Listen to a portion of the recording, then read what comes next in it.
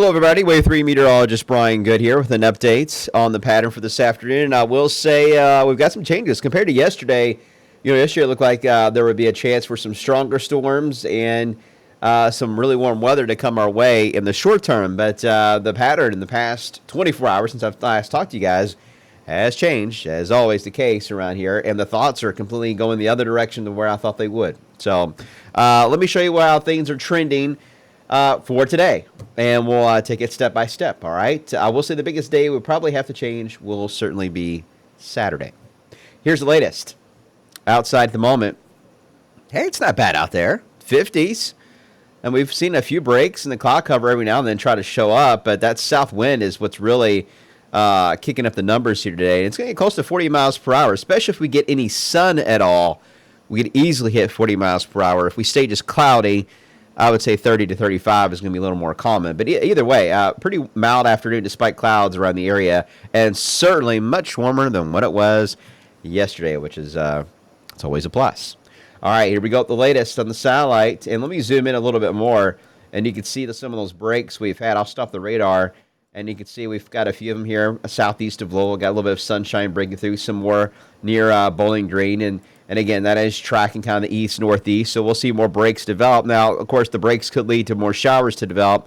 I think the best chance for rain for the afternoon is going to be limited more into here. You can see even a few sprinkles trying to break out, so we can't run an isolated shower that could pass by even into Louisville. But the best chance for a more steadier rain looks to be across areas of southern Kentucky for this afternoon, and we'll get a chance to enjoy the warmer weather for once. Looking broader, this is quite the system here developing in the Plains States. This is a pretty strong low. We'll talk more about that in a second, but it is already setting the stage. You see these clouds bubbling up? That is just the beginning of severe weather that should be breaking out today across this area later on for this afternoon. And the Prediction Center already has it outlined. You already see some thunderstorms developing in areas of Arkansas. A lot of that rain, by the way, in areas of Arkansas is really what's going to be moving in here later on tonight and early tomorrow, but it'll come more of a showery form. But still, because it is convective in nature, could still see some lightning with that as it passes through here for tomorrow morning. I would not rule that out. All right, so that's the first system we're going to be tracking. It's one of two we're going to be dealing with the next couple of days. So it breezes on by the rain chance tomorrow. And here's the biggest change compared to yesterday. If you're watching the video blog yesterday, this low pressure was very potent, very strong. It was forecast to track more across areas of Indiana into areas of Ohio.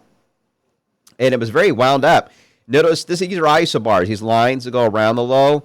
The closer these are together, the stronger it is and the windier it is of a system. When they're more broad, that means the pressure, for the most part, is not very low, very broad low pressure, and pretty weak overall. And that has been the trend. Well, almost every model is to weaken the low, and weaker lows have a tendency to go more flat, is what we call it in meteorology terms, or they go more east than they do north. Stronger low pressures get wound up and have a tendency to go more north. And that's why I was thinking more of a northerly track with this system based on the pressure reading it was given out yesterday. But the trend in the last 24 hours is to weaken the pressure or lower the pressure, raise the pressure on it to where it's not such of a strong low as it passes through Kentucky. Therefore, it's going to be a flatter solution. It does go more south and east of us. Now, there is good and bad with that. The good is it should keep the severe weather on the south side of that and not really much of severe weather because, again, it's not a very wound-up system. It would allow colder air to be involved more to the south, which would include us. But it's not exactly a scenario where we're talking about a snowstorm could develop because this time of the year, to get a big snow out of these kind of low pressures, you've really got to have a wound-up low. You've really got to yank in that ability to drag in some cold air aloft and even from the north and really produce a heavy snowfall. And weak lows like this cannot do that. They just can't. It's just too warm in the lower levels, and the warm air will win out. Having said that, there is still a chance that some snowflakes could mix in or a little bit of sleet because of the fact that it is just strong enough to tap in some cold air, but not strong enough to really raise eyebrows when it comes to anything more than maybe a flake or two, and that's really about it. Overall, with the low tracking in this fashion and as weak as it is, and the temperatures, the profile the way they are, it's just going to be a cold rain, potentially. That's really about it, which is kind of miserable, certainly, for the area. We don't want the severe weather, and we don't want the snow, so that's what we're dealing with, the in-between of both of those kind of deals. So, as I mentioned later today, Storm Prediction Center already has the area outlined for severe weather to our west. Includes all of Missouri for the most part. As you saw on the radar, it's just now beginning southwest of Kansas City, so that should really blossom here for this afternoon. So that's a good call there on the Storm Prediction Center and that placement. And as we get into tomorrow night, very early Saturday, again, it's based on that low tracking more in this direction, and the southern flank has a risk of severe weather. This is going to update in the next 30 minutes, probably by the time I can get the video blog up on wave3.com up on Facebook. This would already update. I'm not sure how they're going to place this. I really don't know if it's going to be a high enough threat, really, for severe weather, to be honest with you. But if they do it, it'll be probably even further to the south and not further to the north, certainly, because all the trends have been south, not north. So I don't expect a whole lot of change with that map when it updates in about 30 minutes from now. But if there's anything drastic, of course, I will let you know. So let's plan it out here, hour by hour. As we get through the rest of the day today, temperatures in the 50s, some 60s will show up. Later tonight, a band of rain looks more likely. I mentioned that first round of rain this afternoon being our south. We may see a more substantial band because of the thunderstorms in Missouri and Illinois that break out. These will be the leftovers from that that'll move in across areas of Indiana later on tonight. And then the leftovers from Arkansas that I pointed out to you will begin to move in toward rush hour and mainly focus across Kentucky. But notice the temperatures. They just do not drop at all tonight. I mean, they're going to hold steady from pretty much where they're going to be this afternoon. They're going to stay that way all night long. So actually tomorrow morning won't feel bad. I mean, 50s actually feels pretty good when you wake up and go out to the car in the morning hours. So that's what we're facing tomorrow morning, but it will be kind of wet and soggy. No sleet. We had sleet this morning. No sleet tomorrow morning. Too warm for that. Here's the change again for tomorrow afternoon.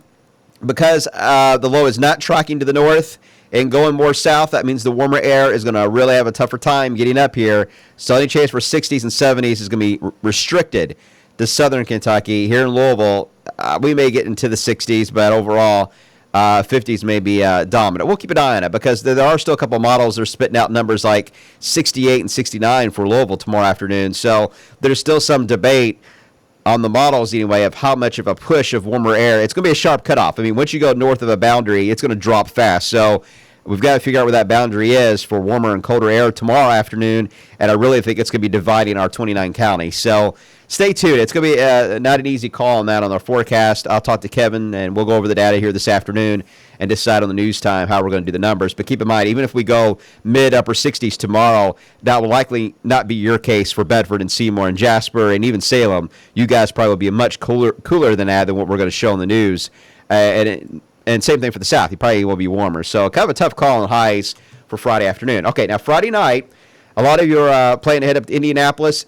It's looking better. I mean, overall, it's looking chilly, but it does look drier for your commute up there and back. So the Indianapolis trip is looking good. But here's where the change is coming in. Because that secondary low is weaker, it's going to move a little bit broader in a way.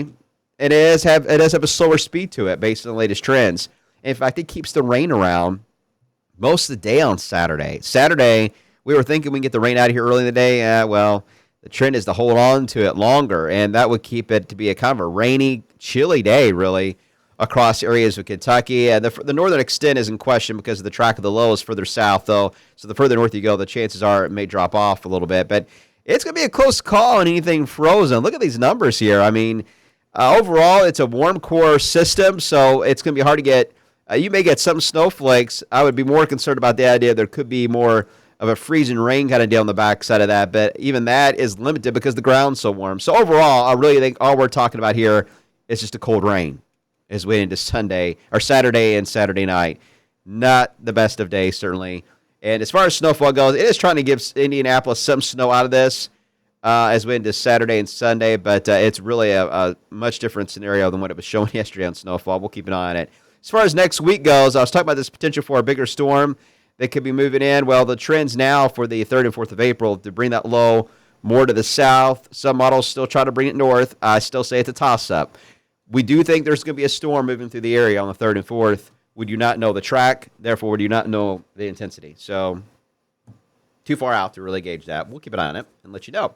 I do think, though, because we have a couple of strong lows passing to our north between Monday and Thursday of next week, that's really going to help warm us up. So I do see some 60s and some 70s early next week. So that rainy, cool day on Saturday will make it for next week, but it's probably when we all go back to work. So that's not fun. All right, so that's how things are looking today. They will likely change again, so stay tuned for updates as we head through time. All right, much more coming up today at 5 o'clock. We'll see you then.